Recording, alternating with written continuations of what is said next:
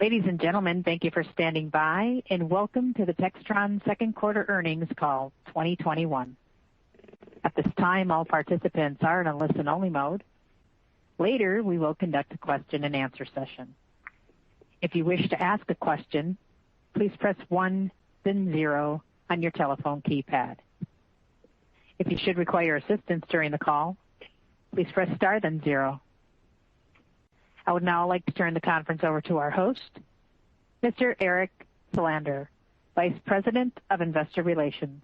Please go ahead, sir. Thanks, Tony, and good morning, everyone. Before we begin, I'd like to mention we will be discussing future estimates and expectations during our call today. These forward-looking statements are subject to various risk factors, which are detailed in our SEC filings and also in today's press release. On the call today, we have Scott Donnelly, Textron's Chairman and CEO, and Frank Connor, our Chief Financial Officer. Our earnings call presentation can be found in the Investor Relations section of our website. Revenues in the quarter were $3.2 billion, up from $2.5 billion in last year's second quarter. During this year's second quarter, we reported net income of 81 cents per share. Adjusted net income, a non-GAAP measure, was also 81 cents per share for the second quarter of 2021, compared to 13 cents per share in the second quarter of 2020. Segment profit in the quarter was $289 million, up from $82 million in the second quarter of 2020. Manufacturing cash flow before pension contributions totaled $509 million, up $294 million from last year's second quarter. With that, I'll turn the call over to Scott. Thanks, Eric, and good morning, everyone.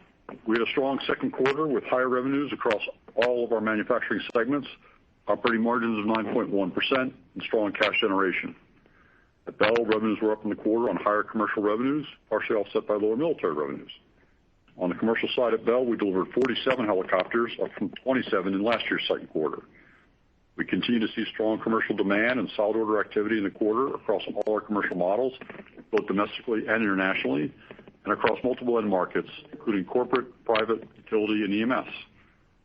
Moving to Future Vertical Lift in June, following 214 flight hours over 3 years, Bell retired the V-280 Valor demonstrator aircraft.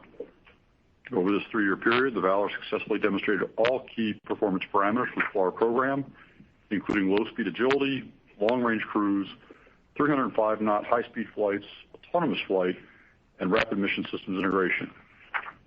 On July 6th, the Army issued the FLRAA RFP.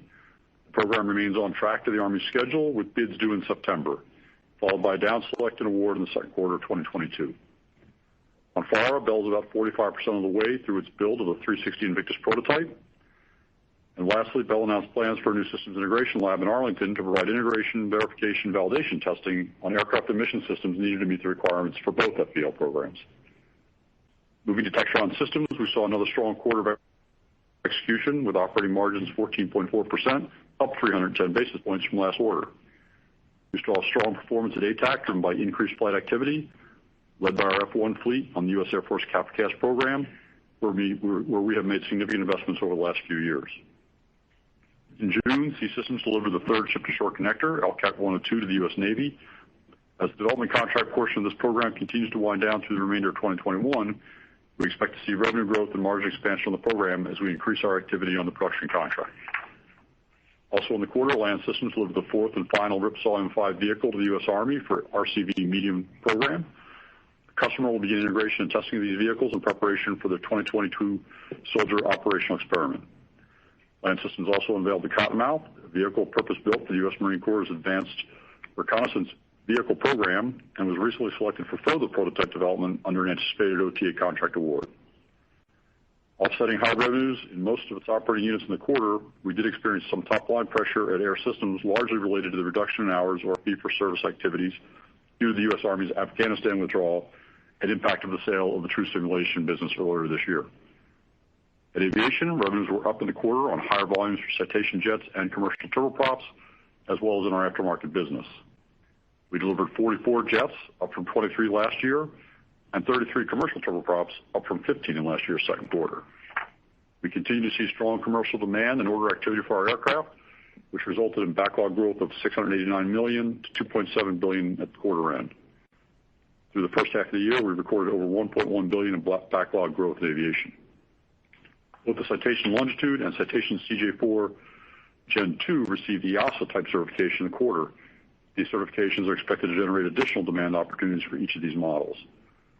On the new product front, the Cessna SkyCourier aircraft certification program has now accumulated over 1,200 flight hours and continues to progress well as we work towards entry into service targeted for later this year. Moving to industrial, revenues and margins were up at both Kautex and Specialized Vehicles from last year's second quarter, primarily due to higher volume and mix at each of the businesses. At Kautex, despite the higher revenues, we've experienced order disruptions related to the global auto OEM supply chain shortages, which have directly impacted our production scheduling, resulting in intermittent line shutdowns and manufacturing inefficiencies.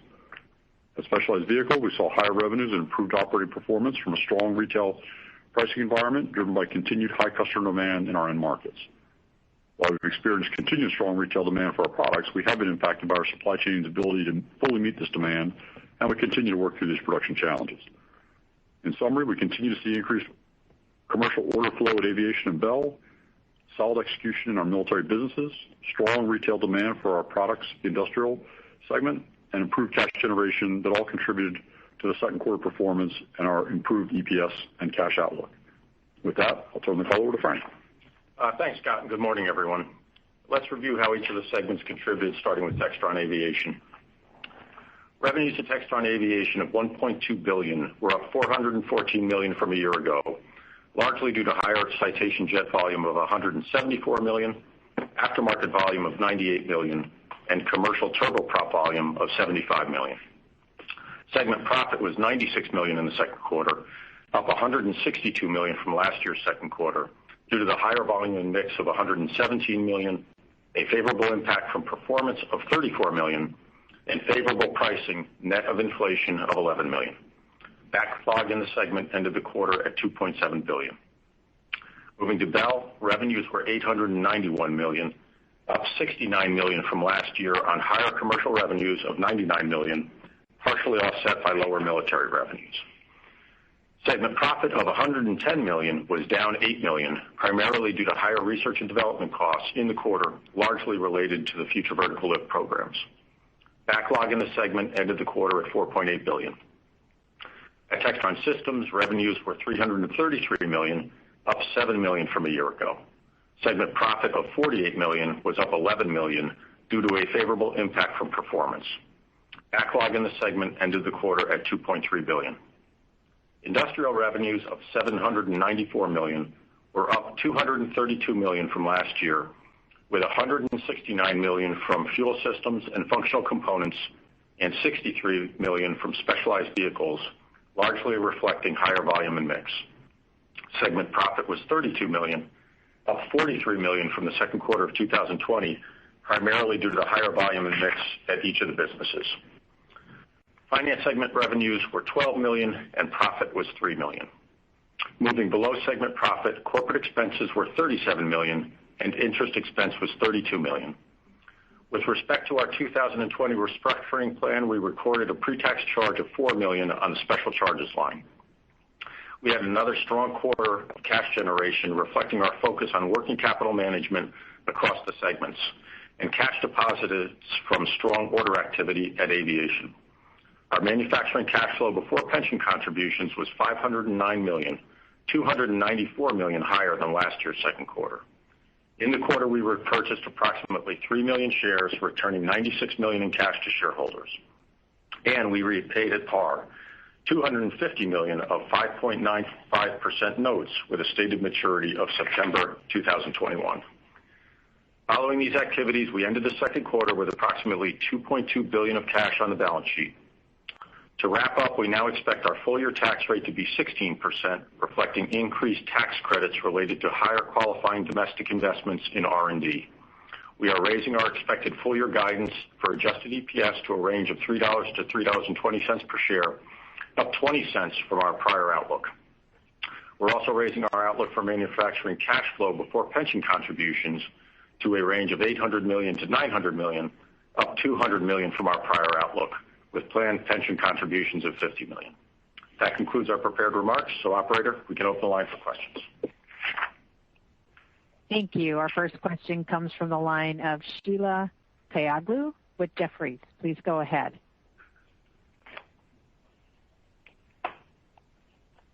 book-to-bill of 1.6 times in the quarter. I guess, Scott, what are you hearing from your customers? How do you think about the sustainability of this growth, and do you think there's any change in consumer behavior?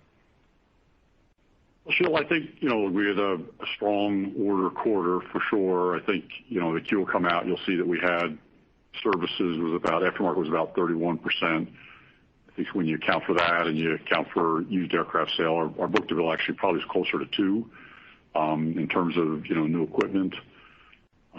That order activity continues to be strong here as we've gone through the end of the quarter. So I think, the sustainability appears to be quite strong as we've seen through the course of the year. We have an awful lot of new customers coming into the market, which I think is great. We've got, very low used aircraft available for sale. I mean, it's sort of at record low levels. So, people that are coming into the market, there's not a whole lot to be had out there in terms of quality, relatively new used aircraft, and that's driving a lot of strength in the new side. I think, from everything we're seeing, it appears to be quite sustainable. The demand is there flying. If you look at that, is at the highest levels we've seen in a very long time in terms of daily utilization.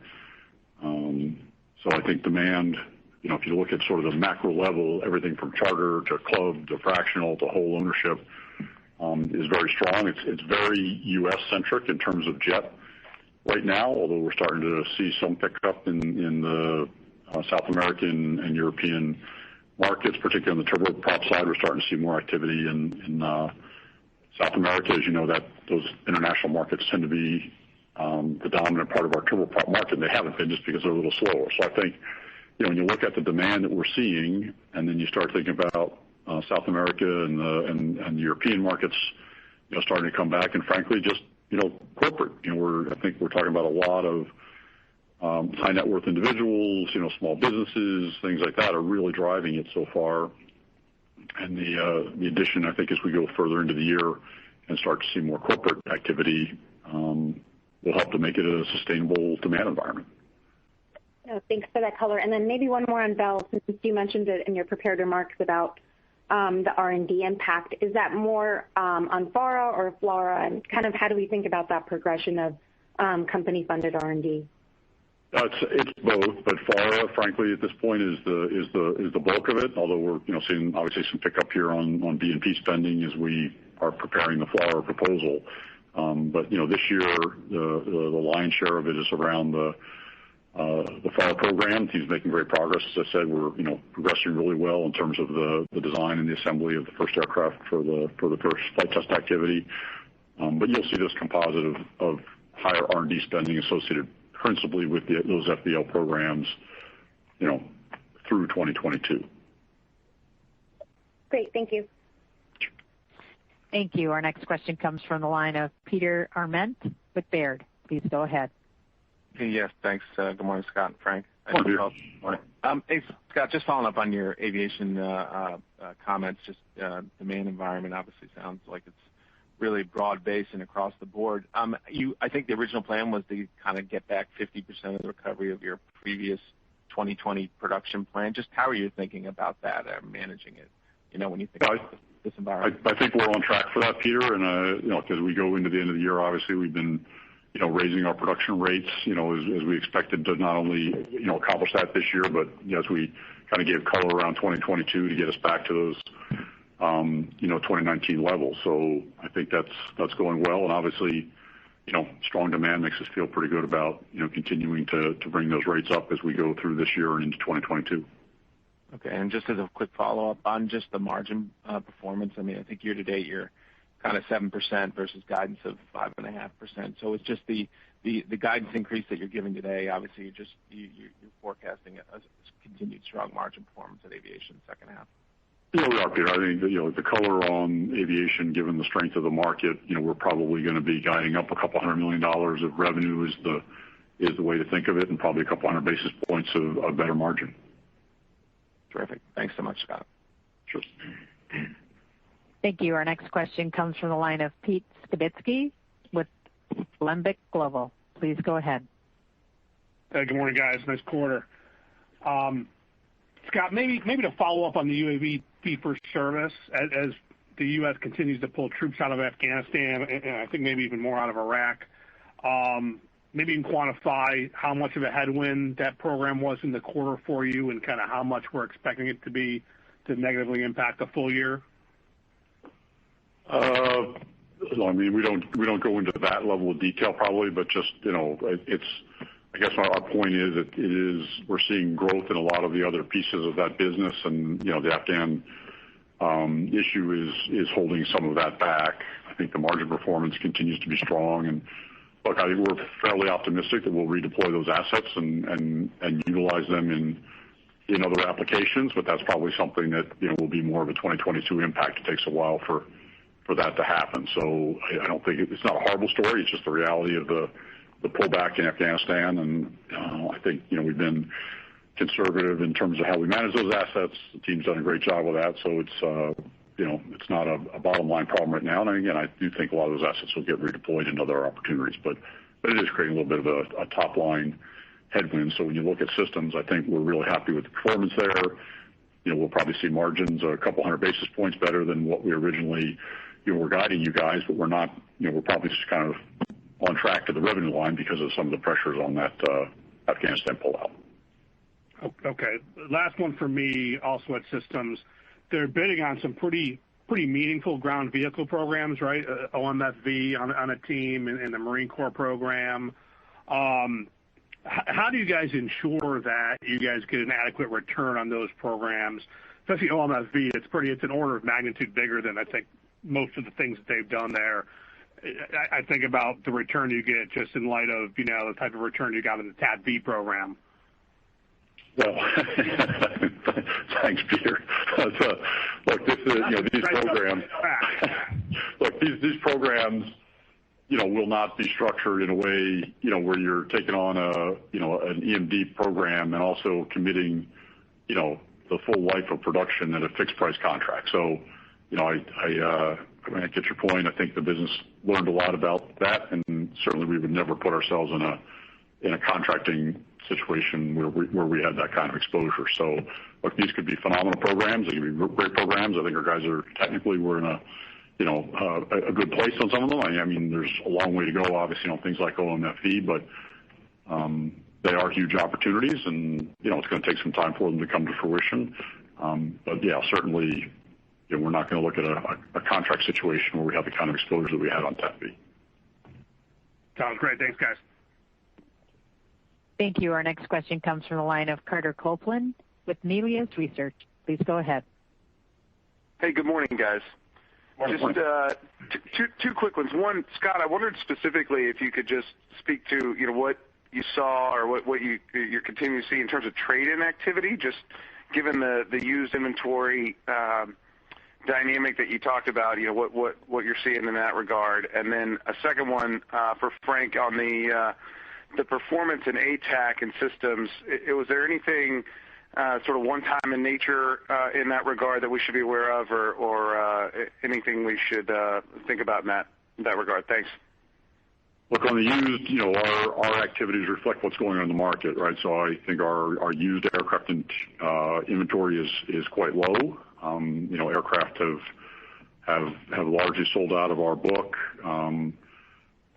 The need for trade-in is down dramatically. As you guys know, we do run what we call market assist programs. So, we'll help customers with the resale of their aircraft, ideally not even ever putting it onto our book, and we continue to try to do that. And, frankly, as the backlog builds and that time frame from, someone deciding to buy a new aircraft, they have a much longer window for the remarketing of their aircraft than what we saw when there was a lesser backlog and shorter cycle sales. So I would say that the dynamic of the used aircraft has been reflected in our own used aircraft department, and it's I'd say all positive. So on the systems mix, no, there was nothing kind of unusual in the quarter. Overall consolidated net program reviews were positive $15 million. And I think it just again reflects, as Scott said, the strong performance across the systems businesses and the expectation of a couple hundred basis points better than what our original guide was for the year. Okay, great. Thanks for the color, gents. Yep. Thank you. The next question comes from the line of Ron Epstein with Bank of America. Please go ahead. Hey, good morning, guys. Morning. Scott, could you give us a little bit of a breakdown on maybe the customer demographic? I mean, how much of it is, wealthy individuals versus corporates? Who are you seeing coming back to the market? I don't know that we can give a super big breakdown, Ron, but as I said, it's largely driven by, when we talk about high net worth individuals, these are usually folks that have family businesses, small businesses, private companies, which is historically the core of our customer base. And I think that's where a lot of demand is coming in as you look at, larger, particularly with the longitude out there and the latitude where we have, products that have a stronger appeal, we think, to the corporates. Those folks are just starting to come back. And, as corporate aviation departments start to fly more, I think we'll see more activity, particularly in those classes of aircraft in that corporate world. But in the meantime, it is that customer base that we've historically seen. You're just seeing new customers of that same demographic, I guess, as you refer to it, that are coming into the market. Got it. And then your cash levels are relatively high, versus history, pre-COVID, I call it, PC. Are you still interested in industry consolidation? I mean, how are you thinking about deploying that capital? Well, look, at this point, Ron, we kind of watch opportunities as we always do. I don't think there's anything pending. We'll certainly let you guys know when that happens. But in the meantime, we continue to allocate the bulk of our cash into stock buyback, and I suspect we'll continue to do that. As Frank said, we made a couple of debt payments here in the quarter. We don't have any more corporate payments until the 2024 timeframe, so I think we have a lot of flexibility around cash. But at this point, our principal allocation of that is towards share buyback. Great. Thank you very much. Sure. Thank you. Our next question comes from the line of Noah Poponak with Goldman. Please go ahead. Hi, good morning, everybody. Good morning, Noah. Questions on the guidance revisions. In order to get into the middle of the new EPS range, EPS in the third and fourth quarter would have to be essentially exactly flat from the second quarter, actually technically down slightly. And seasonally, the business usually ramps through the year, and you have end markets that are improving through the year. So if you could just walk me through how that happens. And then the earnings raise looks like $45-50 million of net income, and then you've taken the free cash up $200 million. If you could just bridge that difference. I'm not sure how much detailed modeling I can go into on the call, Noah, but look, I think we are seeing a little bit of linearity. As you guys know, when we came through the COVID period, obviously there was a lot of inventory reductions across the company. We're trying to be more linear in how we do that. I mean, I think aviation is a good example. We're not having some of the historical where you get this this big inventory build through the first couple of quarters, and most bleeds off on 3 and 4.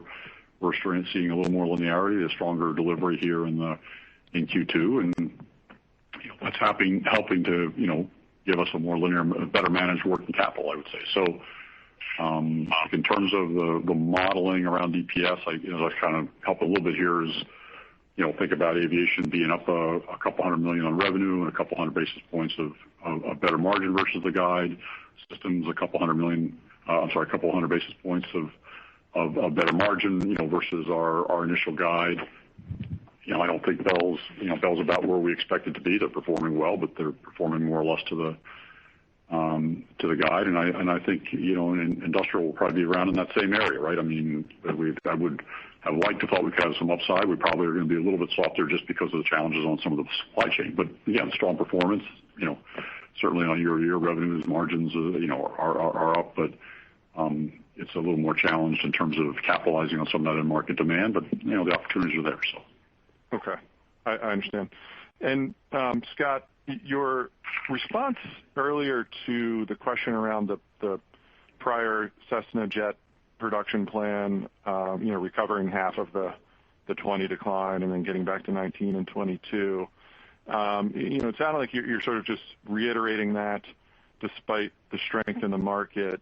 maybe that's just because it's been strong, but for a relatively short period of time, you want to see that sustain. You don't want to get ahead of yourself. But I wondered also how much of that is that you're looking at pricing over volumes, and you had the experience of having to reduce price and then changing the strategy to hold firm on price instead of chasing volume. And I wonder if you could just speak to how you'll handle that now that the market is stronger. Can we expect a bigger focus on price over volume even as demand increases, or how are you going to handle that? Oh, it's a good question, Noah, and I do think that part of the dynamic here is that, as you know, we've gone through a very long period of time where book to bill was just, the backlog just wasn't strong enough to support let's say a 6 to 9 month order delivery window. There was too much short cycle sale going on. It's particularly challenging for the factory, to do that, to load things, the right way, to not have rework when, people buy on short cycle and you're reconfiguring and, tailoring the aircraft, too late in that manufacturing cycle. So, there's no doubt that this business, I think this industry is healthier when you've got, more like a 6 to 9 month backlog. And it gives you better visibility. I think it's better for the customer in the end in terms of the ability to customize and, get the configuration of the aircraft straight. So, that's a lot of what we look at. So, obviously we are increasing, the volume consistent with what our expectations were, for the year. And obviously you're feeling good about that, increased rate as we go into next year, given the backlog. But for sure, we want to be cautious here and not, increase volume and get back to a situation where you just got too much short cycle sales going on. Okay. Excellent. Thank you. Thank you. Our next question comes from the line of David Strauss with Barclays. Please go ahead. Thanks. Good morning. Morning. Scott, on Cessna Aviation, can you talk about where headcount levels are? Have you started to add back where you think headcount needs to go, and whether you're seeing any challenges in terms of getting the workforce that you need?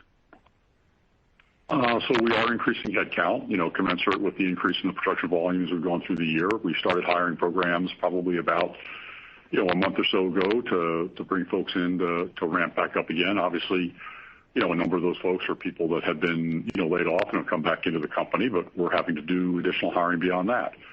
And look, I think everybody in the country is having the same challenge with some of the programs that are out there, but those programs should wind down as we get, I think, into that, Labor Day timeframe. So, we are hiring. It is a challenge. I think hiring will get easier as the year goes on and we get off some of these unemployment programs that are, frankly, creating huge disincentives for people not to work. Okay. And I guess a bigger picture question, Caltex. Can you talk about, how Caltex will play in a EV world, or as EV penetration continues to pick up in the future, how that business, the potential for that business to, transform itself and participate in that? Thanks. Sure.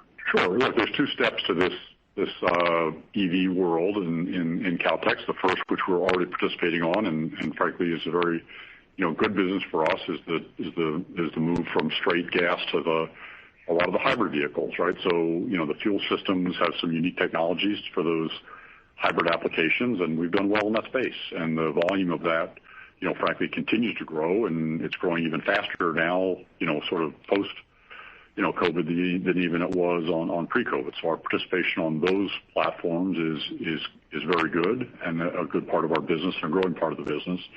On a pure BEV, world, I think that we will see a transition, just as we saw.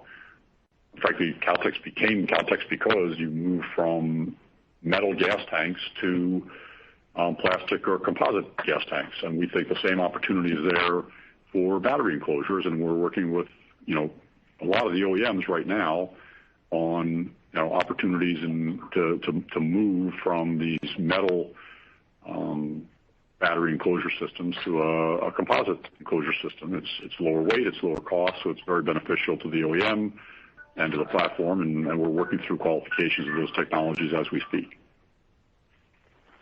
Great. Appreciate the color. Thanks. Sure. Thank you. Our next question comes from the line of Seth Seifman with J.P. Morgan. Please go ahead. Hey, thanks very much, and good morning.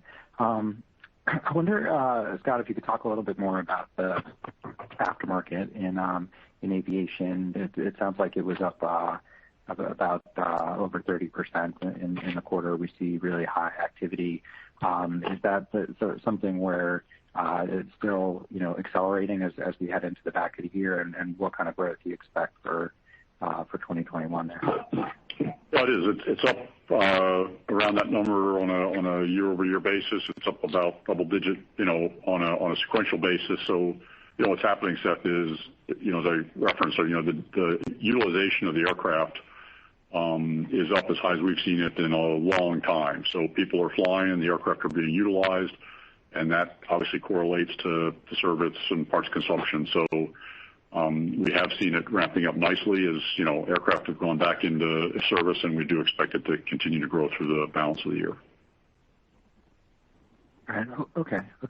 And then just, I heard your comments earlier that focus on share purchases for now, which makes sense.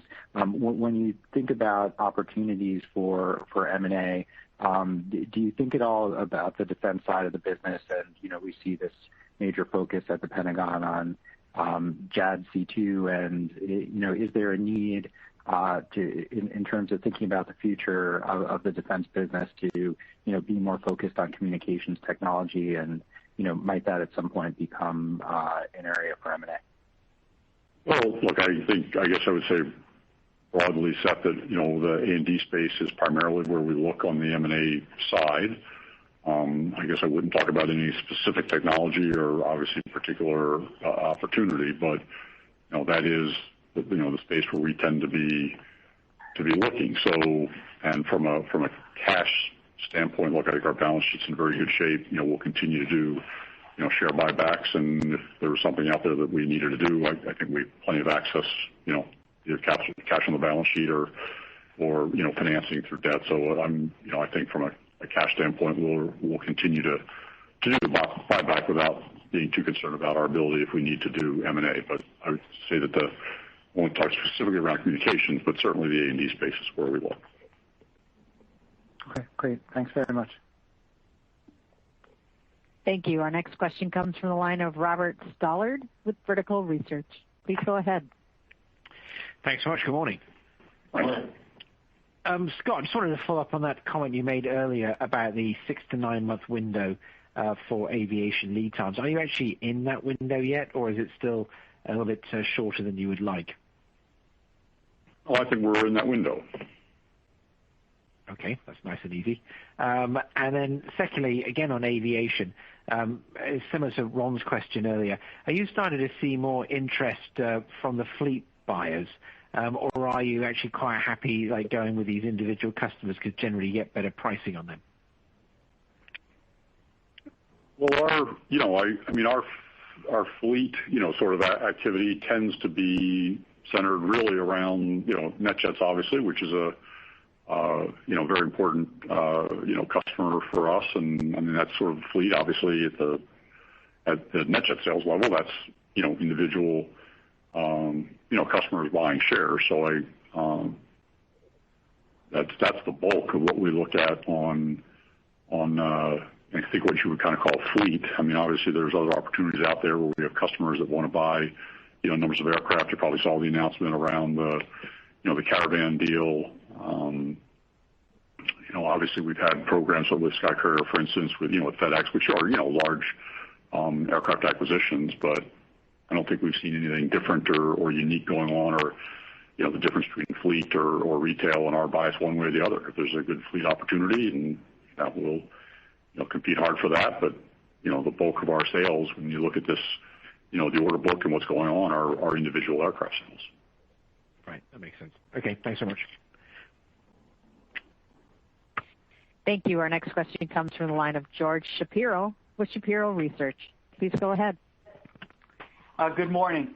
Scott, I want to pursue, you said that you're comfortable with getting jet deliveries halfway back from the last couple of years.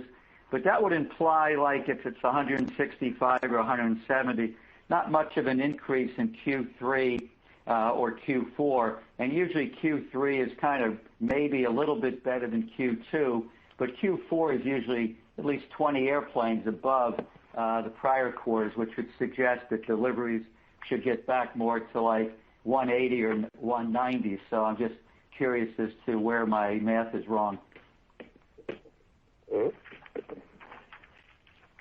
George, I would say that if you look at what we're trying to do, and I kind of referred to this earlier, we're trying to get to a much more linear, delivery flow. So when you look at, again, considering the demand environment, we're able to flow this thing, in a lot smoother fashion.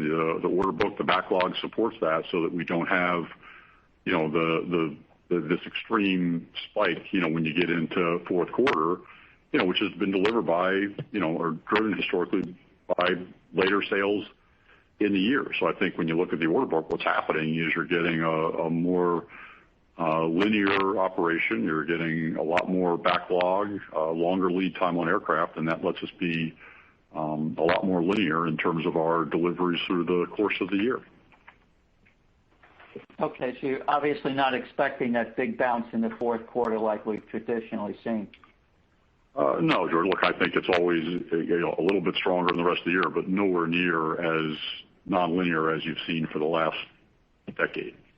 And Scott, given the backlog that you're seeing now, do deliveries next year get above the 2019 level? We're probably not quite ready to guide next year, but it's certainly, we kind of earlier, or we're trying to aim to get that back into that 2019 range. Is it plus or minus a few aircraft? We'll probably give that guidance in January. And could you tell us what % of the orders this quarter were to NetJets or other fleet providers? No, we don't break that down, George. Okay, I figured I'd try. Thanks, anyway. It's a good try. I was really close to giving it to you by serial number, but... Okay, thanks. All right. Thank you. Our next question comes from the line of Cai von Rumohr with Cowen. Please go ahead. Yes, thanks a lot, and good results, guys. So could you comment a little bit about pricing at both Bell and at Aviation? And, kind of if you get the good orders and better pricing, I assume that would start to show up more in the next couple of quarters. Well, yeah, you'll see in the queue, Kai, that, when you look at, Aviation particularly, we're, solid pricing, probably $11 million, net of inflation. So again, I think the pricing environment is certainly, stronger than it has been. And, we'll continue to press on that. There's no doubt we feel like the margins in this business need to be better, and volume and productivity and efficiency are all part of it, but prices has to be part of that as well. So, and we don't usually get into any kind of price discussion around Bell, so I don't think we need to do that. But I would suffice to say that we're pleased with the commercial, side of the business. The order activity, much like what we've been talking about on the Textron Aviation side of things, is strong. Got it. And so I was a little surprised by the vigor of the margins at Bell, given that most of the volume came from commercial, where the margins tend to be lower, and the R&D was still strong. Can you give us some color? Are the margins going to be level, or as we go on, with the R&D for FARA and FLRAA, could there be more margin pressure? Well, we did put, obviously, the pressures of the increased R&D spending in the FAL programs, into our guide, and I think we're, pretty comfortable that we're on track to hit that guide, even with those R&D pressures. Excellent. Thank you very much. Sure. Thank you. Our next question comes from the line of Kristine Liwag with Morgan Stanley. Please go ahead. Hi, good morning, everyone. Good morning. Scott, following up on your comments in aviation, if you're in that 6-month backlog window right now, if we continue to see a strong order activity, can we see you bring forward some of this volume in 2021 and accelerate production? The lead times of the aircraft, make it difficult to have much movement. I mean, you can always do an aircraft or two, depending on what that demand looks like. But, inside of 6 months, it's pretty hard, to adjust that, just given the long cycle nature of, particularly some of our supplier components. I see. So if we see this order activity, let's say book-to-bill strong for the rest of the year, that's really more of a 2022 story then? Yes, that's correct. Yeah, we would incorporate that production, ramp into what would end up being 2022 deliveries for sure. Great. And then also on aftermarket, you mentioned, right, we're seeing strong biz jet utilization. Also, we see that with takeoffs and landings at a 12-year high. How much of a pricing upside do you have in aftermarket, and how do we think about the margin differential between aftermarket and new aircraft deliveries in aviation? Well, we don't break out those margins. I mean, but it's, the fact that we're seeing, increased demand on the aftermarket side in general, that tends to be good margin, business for us. And so it's generally, good mix, but I don't think there's a real material change in what that's doing, for the business. It's highly dependent on, as you said, we're seeing, at least in modern time, record levels of utilization, be it takeoff and landing cycles, average daily utilization, and that's going to continue to drive aftermarket growth, which is certainly good for the overall mix of the margin of the business. Thank you.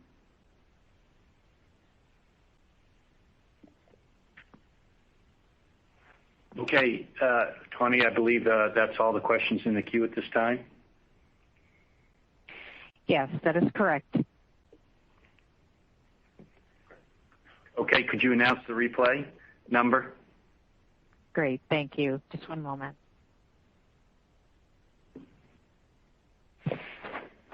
Ladies and gentlemen, this conference will be available for replay beginning at 10 a.m. Eastern today.